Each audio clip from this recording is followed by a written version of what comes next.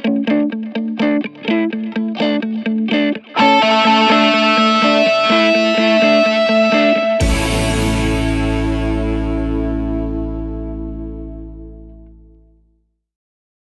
में से कितने लोग हैं जिनकी इंग्लिश बहुत अच्छी है, जो पूरे कॉन्फिडेंस से इंग्लिश बोल सकते हैं? सोच लेना, मैं यहाँ पे बिठा करके बुलवाऊंगा, सोच लेना। कुछ का ऐसे ऐसे नहीं, ये थोड़ा ज्यादा हो रहा है, इतनी अच्छी भी नहीं है।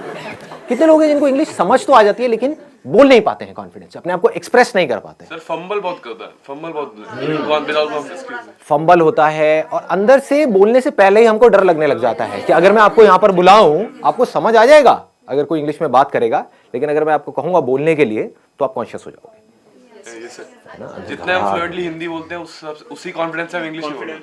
उस कॉन्फिडेंस से हम नहीं बोल पाते, तो उस कॉन्फिडेंस से कैसे बोलें? That is the challenge. Problem पकड़ में आ रही है ना? मतलब ये सेशन उन लोगों के लिए नहीं है जिनको इंग्लिश समझ ही नहीं आती है, उनको तो पहले स्कूल जाना है, एबीसीडी पढ़नी है, ठीक है ना, बेसिक इंग्लिश सीखनी है। मैं बात कर रहा हूं उन लोगों की जिनको इंग्लिश समझ तो आती है लेकिन बोल नहीं सकते। अगर मैं उनसे पूछूं क्या समझ आया बताओ, इंग्लिश में बताओ, तो वो अटक जाएंगे वहां पर जाकर के। इसके पीछे रीजन क्या है, इस प्रॉब्लम की जड़ क्या है? एक तो है सुपरफिशियल लेवल के कुछ सॉल्यूशंस होते हैं, वो मैं आपको आकर के बताऊं कि देखो अपनी ग्रामर को ऐसे ठीक कर लो, ये कुछ वर्ड्स हैं अगर आप अपनी वोकैबुलरी में ऐड कर लोगे तो आपकी इंग्लिश अच्छी हो जाएगी, इंप्रेशन अच्छा हो जाएगा, व्हाटएवर। बट ये नहीं है प्रॉब्लम की जड़। प्रॉब्लम की जड़ कुछ और ही है। पहले हमको समझना पड़ेगा हम करते क्या है। हम कोई कहीं पर कुछ गलती कर रहे हैं और वो गलती कोई डीपली समझता नहीं है कि वो गलती क्या है। अगर वो हमको पकड़ में आ जाए तो हम इस प्रॉब्लम का सोल्यूशन निकाल सकते हैं। वो गलती ये है, आप मुझे बताना मैं सही कह रहा हूं या गलत कह रहा हूं। वो गलती ये है कि जब आप हिंदी में बोल रहे होते हो तो हिंदी में ही सोच रहे होते हो, उसको ध्यान से सुनना, और हिंदी में ही बोल रहे होते हो। लेकिन जब इंग्लिश में बोलते हो तो पहले हिंदी में सोचते हो, फिर इंग्लिश में कन्वर्ट करते हो, फिर बोलते हो। यस और नो? ये प्रॉब्लम की जड़ है। अगर किसी तरह से हम इसका सॉल्यूशन निकाल लें फिर इंग्लिश आपकी फ्लुएंट हो जाएगी, फिर आपको इंग्लिश बोलने में कॉन्फिडेंस आ जाएगा। यानी कि आप इंग्लिश में ही सोचो और बोल दो, वो जो बीच का गैप है वो हट जाए, ज्यादा सोचना ना पड़े। तो अब ऐसा क्यों होता है कि हम हिंदी में सोचते हैं और इंग्लिश में बोलते हैं? हम कन्वर्ट करके क्यों बोल रहे हैं, हम डायरेक्ट क्यों नहीं बोल पा रहे? जबकि वर्ड्स हमको पता है कि इसको ट्री बोलते हैं, इसको बॉटल बोलते हैं, इसको संदीप बोलते हैं, व्हाटएवर इट इज, ठीक है, आपको पता है, लेकिन उसको हमको कन्वर्ट क्यों करना पड़ रहा है? क्या जड़ है? आराम से सोचना, जल्दी में एकदम से बोलना मत, आराम से सोच करके बोलना। बताइए सर। एनवायरमेंट हमारा ऐसा है, हमारी अपब्रिंगिंग ऐसी है कि बचपन से जो हमारी हैबिट है, habit is the right word, कि हमारी हैबिट पड़ी हुई है हिंदी में सोचने की और हिंदी में बोलने की। तो ये सारा आदतों का खेल है। अगर डीपली हम समझ पाए कि हिंदी हमने कैसे सीखी और उन फंडों को अगर हम यहां पर अप्लाई कर पाए तो काम हो जाएगा, मतलब बड़ी आसानी से हो जाएगा। एक है लंबा प्रोसेस कि आप किसी इंस्टीट्यूट में जाओ, वहाँ पर जा करके स्टेप बाय स्टेप सीखो, एक एक करके आपको बताएंगे वर्ब क्या होती है, एडजेक्टिव क्या होता है, नाउन क्या होता है, ये क्या, उसी में आदमी पागल हो जाएगा। एक तो पहले ही वर्ड्स को कन्वर्ट करना पड़ रहा है, साथ में ये भी देखना पड़ रहा है ये नाउन है, एडजेक्टिव है, वर्ब है, मैं सही बोल रहा हूँ गलत बोल रहा हूँ, हो गया ना? और ज्यादा कॉम्प्लिकेटेड हो जाएगा। तो सीख भी सकते होगे तो नहीं सीख पाओगे, अगर सीख भी जाओगे अंदर ही अंदर तो बोल नहीं पाओगे, क्योंकि अंदर और खचड़ पचड़ हो गई। मतलब बेसिकली जैसे पानी है ना, वो बहता है कि मतलब कोई रुकावट ना आए, ऐसे वो बहनी चाहिए, उसको फ्लुएंसी बोलते हैं।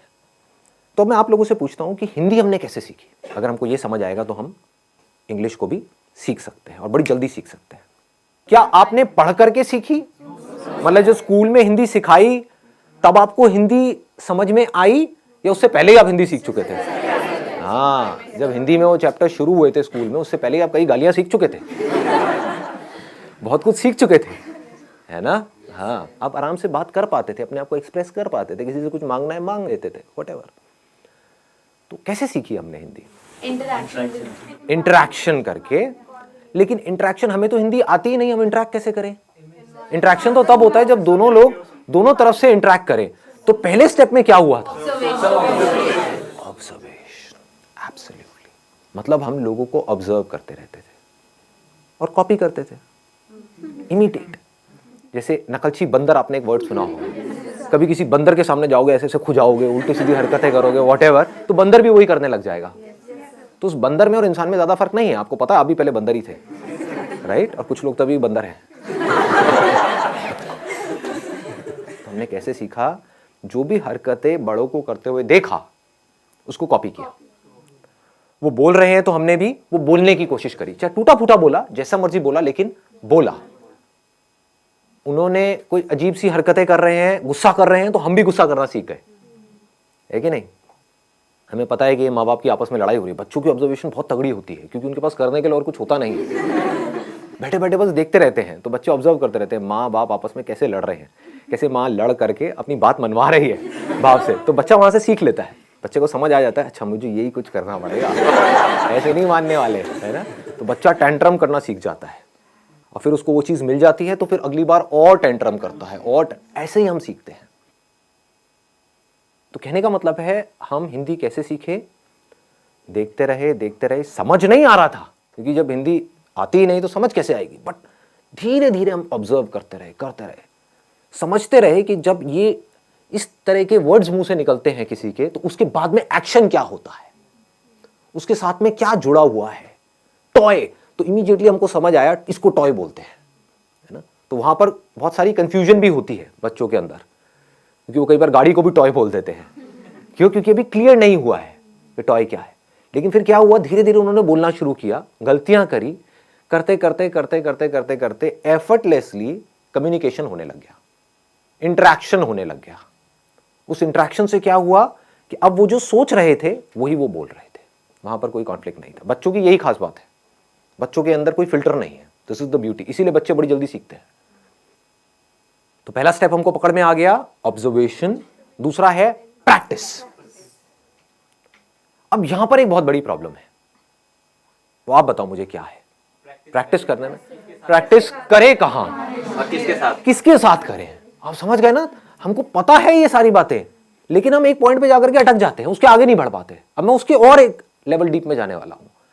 प्रैक्टिस कहां करें, किसके साथ करें, कैसे करें?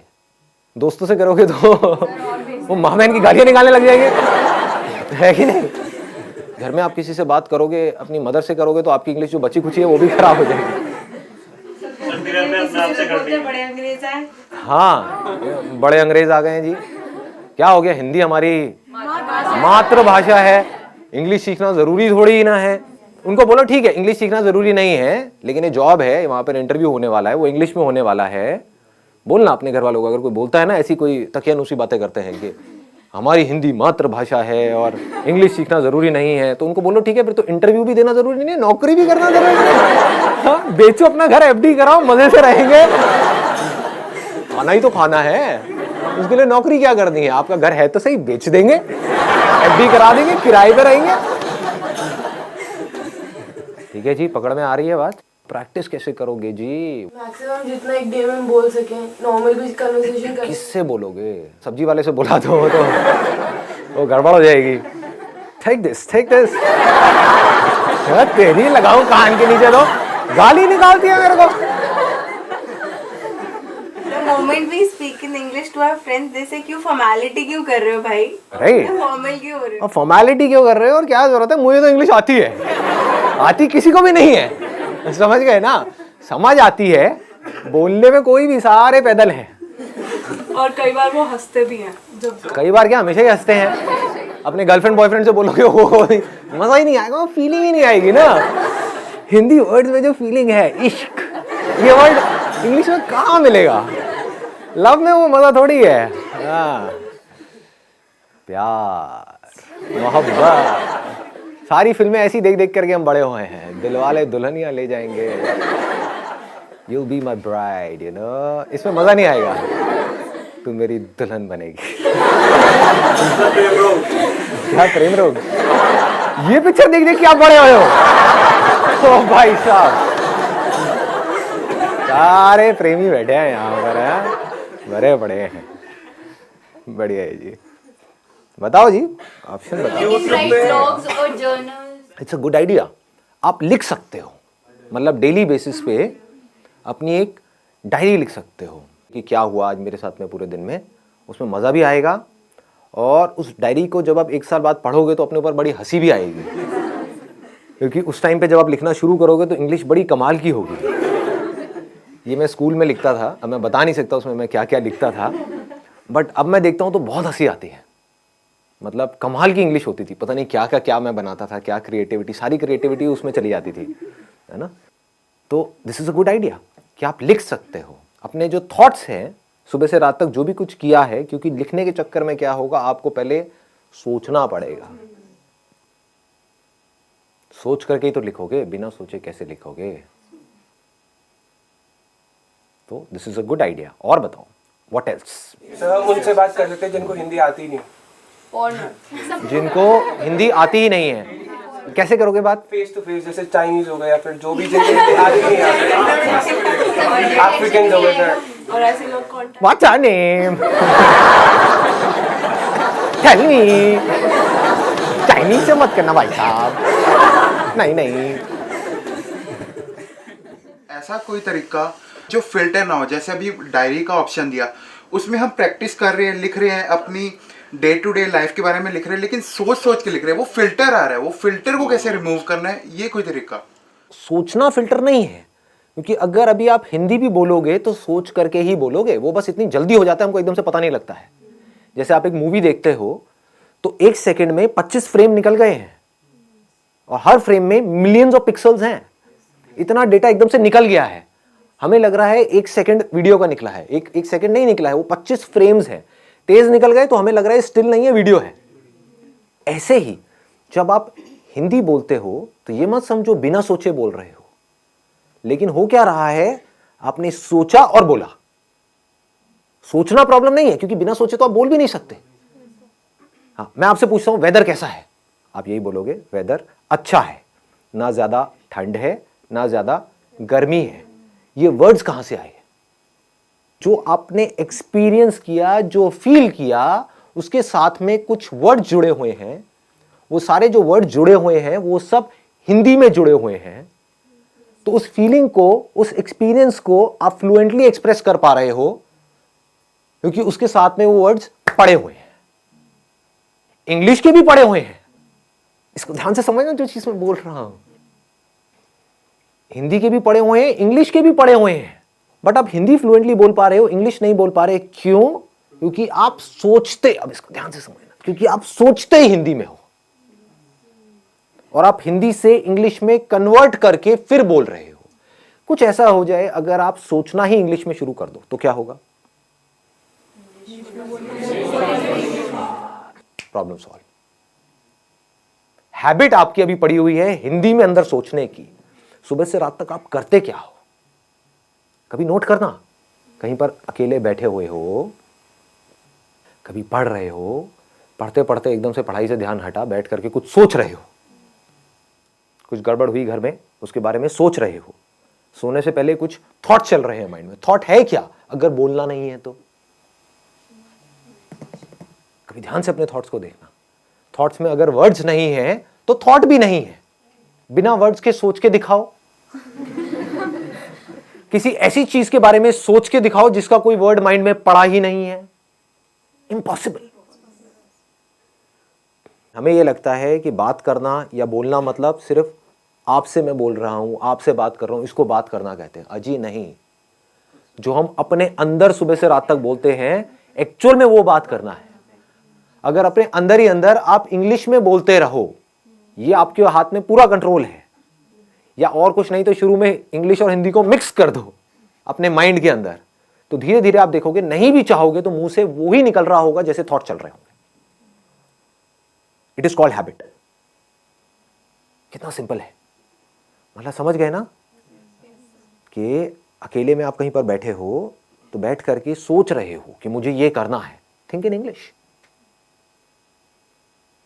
अगर आप अंदर सोचने की प्रैक्टिस नहीं करते और सीधा बोलने की प्रैक्टिस करते हो तो नहीं बोल पाओगे, अटक जाओगे, बार बार गलतियां करोगे, और जितनी गलतियां करोगे उतना ही आपका मजाक उड़ेगा, उतना ही आप कहोगे छोड़ो मेरे को नहीं बोलना। तो इंग्लिश में सोचना है, इंग्लिश के वर्ड्स में सोचना है। ये पूरा कंट्रोल आपके हाथ में है। चाहो तो कर सकते हो, कोई आपको रोक नहीं सकता है, आपको कोई और चाहिए भी नहीं है, अपने अंदर ही अंदर। एंड मोस्ट इंपॉर्टेंट, यहां पे एक सेकेंड ना, and most important, use simple words. यहां पर हम जाकर के फंस जाते हैं। कुछ ज्यादा कॉम्प्लिकेटेड वर्ड्स बनाने की जरूरत नहीं है अपने माइंड में जो आप सोच रहे हो। बड़े आराम से सिंपल वर्ड्स। क्योंकि उसमें क्या होगा, फ्लुएंटली आपकी आदत पड़ जाएगी इस तरह से सोचने की। तो अब एक छोटा सा काम करते हैं यहाँ से, बजाय कल के ऊपर डालने के, आज से और अभी से इसकी प्रैक्टिस करते हैं। आपको जो भी बोलना है या मैं जो भी बोलूँगा इंग्लिश में बोलेंगे, एटलीस्ट कुछ तो प्रैक्टिस होगी ना से तो हाँ है, वैसे आधा घंटे में कुछ होने वाला नहीं है लेकिन at least something is better than nothing. सोच सोच करके नहीं बोलना है, बोल देना है जो भी अंदर से आ रहा है। Sir, what we can do at our home is that we can ask our mother or father that you can give us any topic, any XYZ topic such as dog, water, anything, and we just have to speak for a minute on that topic. Extempore basically. So once a week, even if we do it. And we don't need to use these kind of words like extempore or whatever.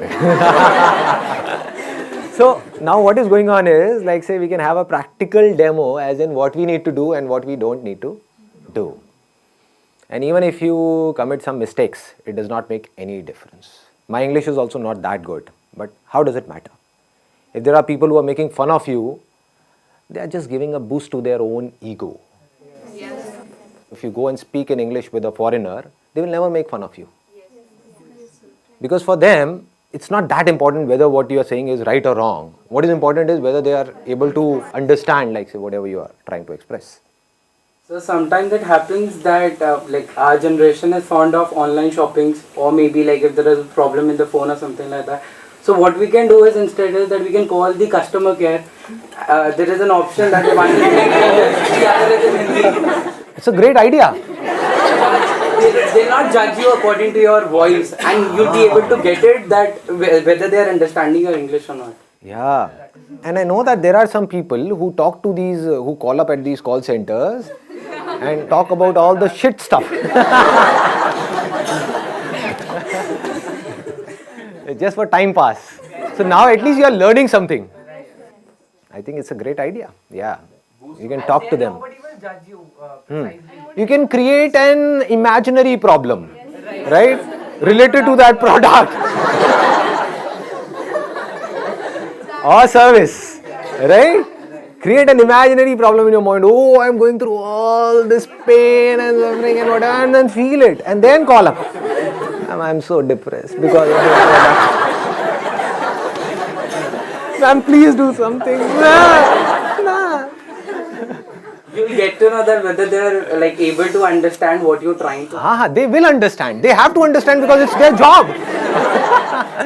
The job of your friends is to make fun of you, point out your mistakes. This is where you are wrong, whatever. So it's all about right and wrong. But their job is not to tell you that your English is right or wrong. Their job is to understand whatever you are saying and then give you a solution. There are some things in life where you can't afford to be mechanical. You need to put some conscious effort in it. You need to think, okay, what is it that I need to do? There is a problem. I need to figure out a solution. So here you need to consciously think about that particular problem and need to come out with a solution. So when you are busy, just try to understand the depth of this.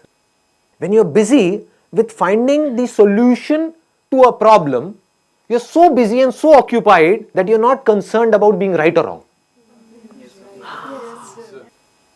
When we are busy in something, then we are not thinking too much about it. For example, you must have noticed, if you're speaking with a foreigner, some of your relatives or whatever, like say they are from UK or US and they've come to India at your home and you're talking to them in English. Do you see what I'm saying? Now you are so busy in talking to them, you're not thinking about being right or wrong.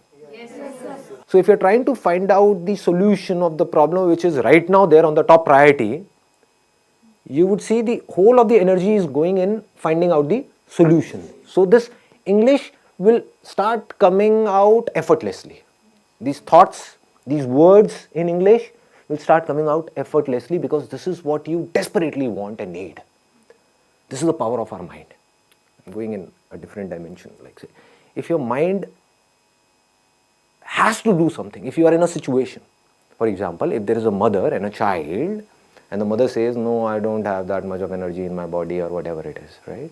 But the moment her child is in danger, she will have so much of energy that she will be able to fight with 10 people, all by herself.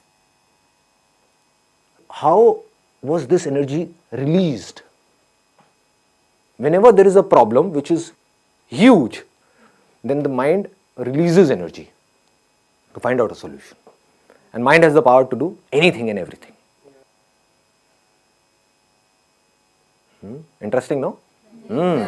Try to find out the solutions of the biggest problems in your life in English. That will take care of this problem of learning English. So, you will not have to put in effort to learn English.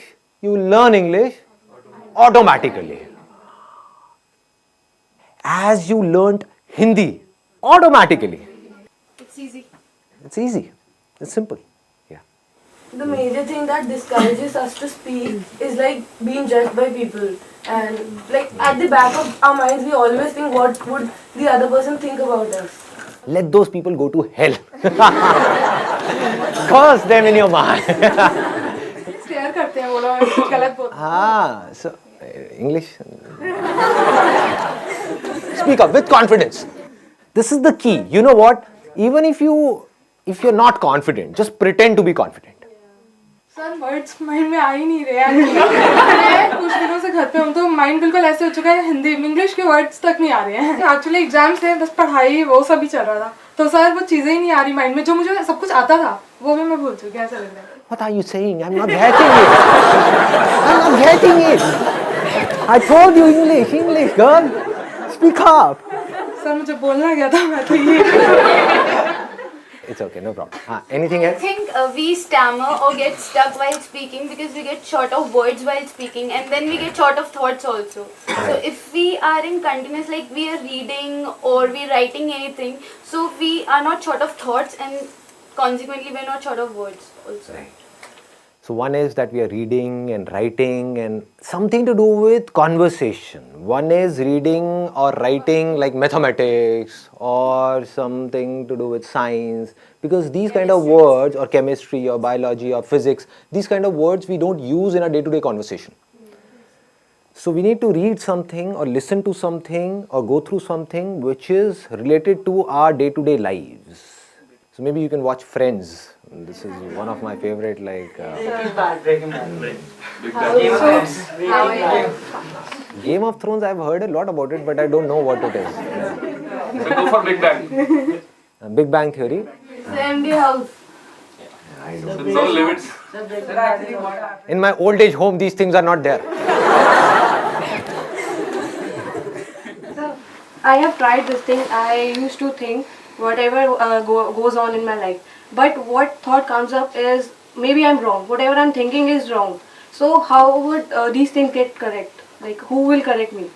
Even if you're wrong, how does it matter? That we need to understand again and again. Initially, whatever we do, we will be wrong. This is the problem because of which most of the people are not able to do what they really want to do, because they want to be right. This is a big trap.